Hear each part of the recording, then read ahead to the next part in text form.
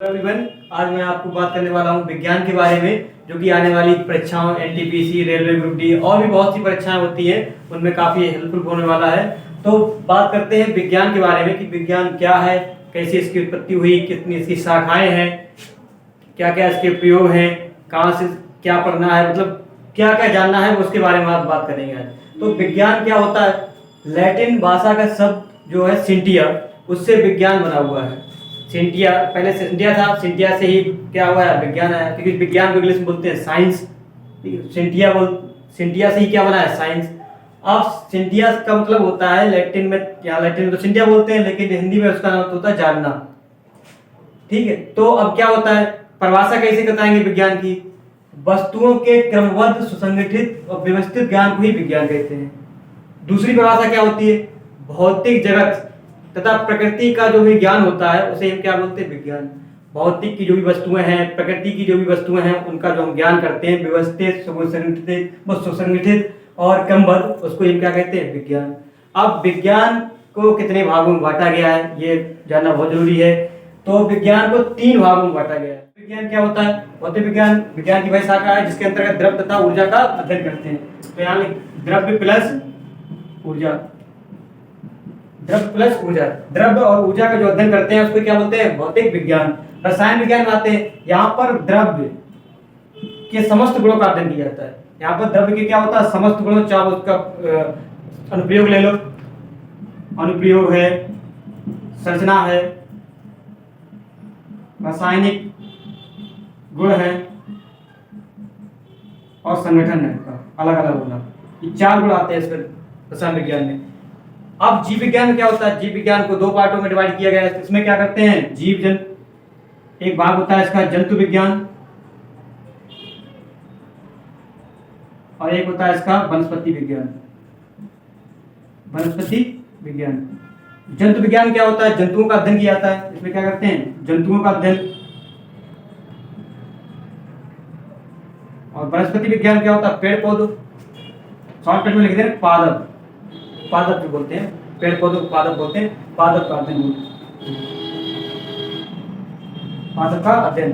अब बात आती है कि भौतिक विज्ञान का जनक कौन है, कैसे इसकी कहाँ से जाए? तो भौतिक विज्ञान की जो जनक है या पिता जिसको बोला जाता है, पिता, वो है सर आइजैक न्यूटन। पिता कौन है? Sir Isaac Newton. इनकी पुस्तक का नाम है प्रिंसिपिया। उसमें इनकी पुस्तक का नाम क्या है, पुस्तक है उसका नाम है प्रिंसिपिया। उसमें उन्होंने 3 नियम दिए हैं। न्यूटन ने कितने 3 नियम दिए हैं? प्रथम नियम द्रव्य का नियम होता है, दूसरा नियम संवेग का नियम, तीसरा नियम क्रिया प्रतिक्रिया का नियम होता है। अब बात आती है कि रसायन विज्ञान के पिता कौन है? रसायन विज्ञान के जो पिता है, यानी पिता, वो है लेवोसिए। लेवोसिए, पूरा नाम है एंटोनियो वॉन लेवोसिए। पूरा नाम क्या है? Antonio von लेवोसिए। शॉर्टकट में ध्यान रखो कि इनको लेवोसिए है। अब जीव विज्ञान के पिता कौन है? तो इनके पिता है अरस्तु। जीव विज्ञान का पिता कौन है? अरस्तु। इनको शॉर्टकट में, वैसे नाम दूसरा नाम है अरिस्टोटल, शॉर्टकट में अरस्तु बोलते हैं, लेकिन इनका पूरा नाम है अरिस्टोटल। तो भौतिक विज्ञान के पिता सर आइजैक न्यूटन, उनकी पुस्तक का नाम प्रिंसिपिया। रसायन विज्ञान के पिता लेवोसिए और जीव विज्ञान के पिता अरस्तु। और अरस्तु जो है जंतु विज्ञान के पिता है। और वनस्पति विज्ञान का अगर पिता कहा जाता है, वो कहा जाता है थियोफ्रेस्टस को। थियोफ्रेस्टस, वनस्पति विज्ञान का पिता कौन है? थियोफ्रेस्टस। हाँ दोस्तों, देखिए फिर आज हम फिर बात करने वाले हैं द्रव्य या पदार्थ। अब द्रव्य का परिभाषा हमने बता भी दी थी कि द्रव्य क्या होता है, बात मतलब दोबारा भी बता दे रहे हैं कि द्रव्य क्या होता है। प्रत्येक वस्तु जो स्थान घेरती है और जिसमें क्या होता है, भार होता है, उसे क्या बोलते हैं, द्रव्य या पदार्थ। अब इसका जो वर्गीकरण आता है, द्रव्य का वर्गीकरण, तो द्रव्य का वर्गीकरण 2 प्रकार से होता है, एक भौतिक अवस्था के आधार पर और एक होता है रासायनिक संगठन के आधार पर। भौतिक अवस्था के आधार पर अगर बात की जाए तो ये 5 प्रकार का है: ठोस, द्रव, gas, plasma, Bose, sustain, condensation. इसको हम बाद में बताएंगे, अभी हम यहाँ पर पहुंच रहे हैं। रासायनिक संगठन के आधार पर 2 प्रकार के होते हैं, एक होता है शुद्ध पदार्थ और एक होता है मिश्रण। अब शुद्ध पदार्थ जो होता है वो कितने टाइप से होता है? 2 प्रकार से, तत्व और यौगिक। तत्व क्या होते हैं? सबसे बड़ी परिभाषा होती है कि तत्व क्या होते हैं। तत्व ये होते हैं समान प्रकार के, जब अणु या परमाणु मिलते हैं तो क्या बनते हैं? तत्व। जब समान प्रकार के अणु या परमाणु मिल जाते हैं तो क्या बनते हैं? तत्व। जैसे अगर I और I अगर मिला दिया जाए तो क्या बनेगा? I2, इसको क्या बोलेंगे हम? तत्व बोलेंगे। अगर H और H को मिला दिया जाए तो क्या बनेगा? H2, इसको भी क्या बोलेंगे? तत्व बोलेंगे। मतलब समान प्रकार के होना चाहिए। समान प्रकार के जब परमाणु या अणु मिलते हैं तो क्या बनते हैं? तत्व। और अगर असमान प्रकार के मिले, मतलब असमान प्रकार के, तो क्या बनेगा हमारा? यौगिक। तो क्या बनेगा? यौगिक। जैसे कि अगर एक H है और एक क्या है? Cl है, असमान प्रकार है, तो HCl क्या होता है? यौगिक। और इसी तरीके से अगर एक H है और O है, असमान प्रकार के हैं, तो H2O भी क्या होता है? हमारा यौगिक। समान प्रकार के जब परमाणु या अणु मिलते हैं तो क्या बनता है? तत्व। और जब विसमान प्रकार के मतलब असमान प्रकार के मिलते हैं तो क्या बनता है? यौगिक। अब जो तत्व होते हैं वो 3 भागों में बांटे गए हैं। एक होता है धातु, एक होता है धातु और एक होता है उपधातु। धातु क्या होती है? जो इलेक्ट्रॉन जो होते हैं उनको चालन करती है, इलेक्ट्रॉन को चालन करती है, मुक्त इलेक्ट्रॉन छोड़ती है। जैसे आपने पढ़ा होगा टेबल में कि Na है, एल्यूमिनियम है, ठीक है, और ये मजबूत होती हैं, चमकदार होती हैं। और धातु क्या होती है? धातु के विपरीत गुण होते हैं। धातु में कार्बन है, नाइट्रोजन है, ऑक्सीजन है। पीरियोडिक टेबल में आपको पढ़ने को मिलेगा, पूरे पीरियोडिक टेबल धातु और धातु पर आधारित है, क्योंकि यही चीजें आती हैं इसमें, रेडियोएक्टिव को छोड़ के। धातु, अधातु और उपधातु। तो अब ये धातु तो बता दिया कि हाँ जो पीरियोडिक टेबल होगी इसमें आपको बताएंगे कि धातु, अधातु और उपधातु के बारे में क्या क्या बताया गया, क्योंकि वो P ब्लॉक, S ब्लॉक और D ब्लॉक। S ब्लॉक में धातुएं हैं, P ब्लॉक में हमारी अधातुएं हैं और D ब्लॉक में संक्रमण तत्व हैं। अब बात आती है कि मिश्रण, जो कि मेन टॉपिक रहता है मिश्रण। सेकेंड चैप्टर में अगर इंटर में आते हैं तो मिश्रण, समांगी मिश्रण और विषमांगी मिश्रण। समांगी मिश्रण क्या होता है? जिसमें जो ऐसा मिश्रण जिसमें मतलब जिसको घोला जाए वो घुल जाए। जैसे विलय अगर घोला जाए विलायक में तो वो पूरी तरीके से घुल जाए। जैसे अगर हम चीनी को पानी में घोलें तो चीनी हमारा घुल जाती है, तो उसे हम क्या बोलते हैं? समांगी मिश्रण। और चीनी क्या होती है? उसमें विलय, और जो जल होता है हमारा वो क्या होता है? विलायक। और विषमांगी मिश्रण क्या होता है? जिसमें किसी चीज को घोले तो ना घुले, जैसे कि कंकड़ है, पत्थर है, उसको पानी में डाल दे तो नहीं घुलता है। उसी तरीके से अगर बेंजीन को अगर पानी में डालते हैं तो बेंजीन भी नहीं घुलती है, बेंजीन। तो ये वो क्या हो जाता है? विषमांगी मिश्रण, जिसमें कोई घुलता नहीं है। जैसे नमक है, नमक पानी में घुल जाता है, चीनी पानी घुल जाती है, तो वो समांगी मिश्रण में आता है। विषमांगी मिश्रण में कुछ चीज नहीं घुलती है। इसी का एक पार्ट होता है विलयन। मिश्रण का ही एक पार्ट है, मतलब उसको ही चैप्टर बनाया गया इंटर में, सेकंड चैप्टर विलयन। विलयन क्या होता है? 2 या 2 से अधिक पदार्थों के समांगी मिश्रण। जब विलयन की परिभाषा आती है तो उसमें लिखा होता है 2 या 2 से अधिक पदार्थों के समांगी मिश्रण को विलयन कहते हैं। वहां पर समांगी मिश्रण की बात की जाती है, यही बात आती है समांगी मिश्रण का, विलयन का। तो विलयन, तो वही विलयन से ही यहाँ पर क्या है? मिश्रण बना हुआ है, तो वो इंटर का पार्ट रहता है। अब आते हैं इधर भौतिक अवस्था के आधार पर जो 5 प्रकार के होते हैं। पहला होता है ठोस। अब ठोस की परिभाषा क्या होती है? जिसका आयतन और आकार निश्चित होता है। ठोस क्या होते हैं? जिसका आयतन भी निश्चित होता है और आकार भी निश्चित होता है। जैसे कि हमारी गेंद है, गेंद का आकार निश्चित है, मैच खेलते हैं। फुटबॉल का भी आकार निश्चित है, कुर्सी का भी आकार निश्चित है, जो भी जितनी भी वस्तुएं, छड़ है, छड़ का भी आकार निश्चित है। तो ठोस क्या होता है? जिसका आयतन और आकार दोनों ही निश्चित होते हैं।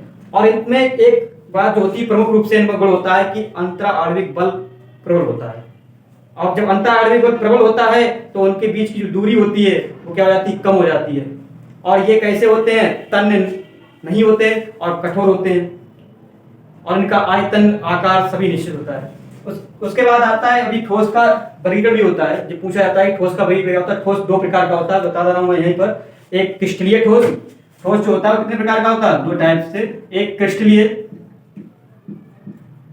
ठोस होता है और एक होता है अक्रिस्टलीय। एक होता है अक्रिस्टलीय ठोस।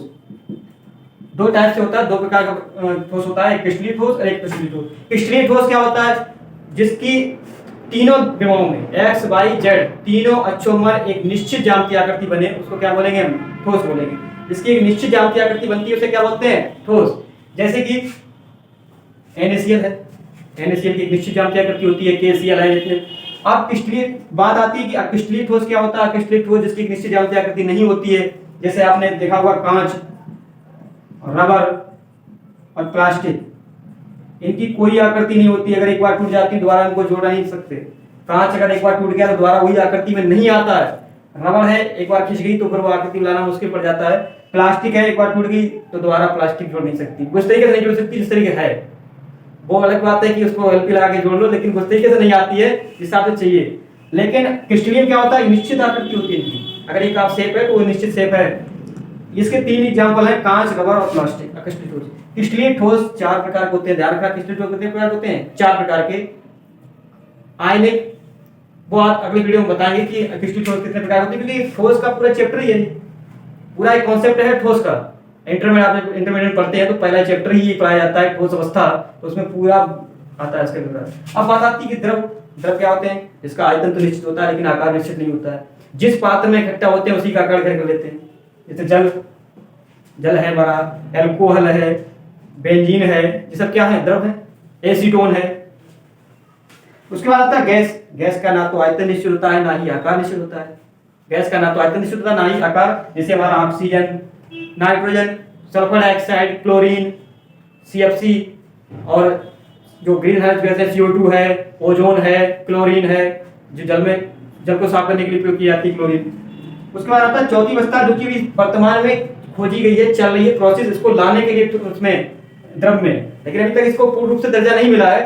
प्लाज्मा, जो इसका विषय है, जीव विज्ञान का विषय है। प्लाज्मा आपने पढ़ा हुआ है, झिल्ली, प्लाज्मा झिल्ली होती है। रक्त में होता है प्लाज्मा, रक्त में प्लाज्मा होता है 60%, और उसमें से 70% प्लाज्मा में जल ही होता है। मतलब ब्लड में 60% प्लाज्मा और प्लाज्मा में 70% जल। और उसके बाद आता है पांचवी अवस्था, जो कि हाल ही में खोजी गई है, Bose Einstein condensation. Sir Jagadish Chandra Bose Bharat के वैज्ञानिक हैं, और आइंस्टीन आपने सुना होगा कि प्लवन का सिद्धांत दिया था। आर्किमिडीज जो थे आइंस्टीन के साथ थे। आइंस्टीन का एक समीकरण है, आपको ध्यान रखा होगा शायद याद, फिजिक्स में, E बराबर mc², ठीक है ना? आइंस्टीन का समीकरण E बराबर mc²। तो E क्या होता है? ऊर्जा, m द्रव्यमान होता है, c प्रकाश का वेग होता है।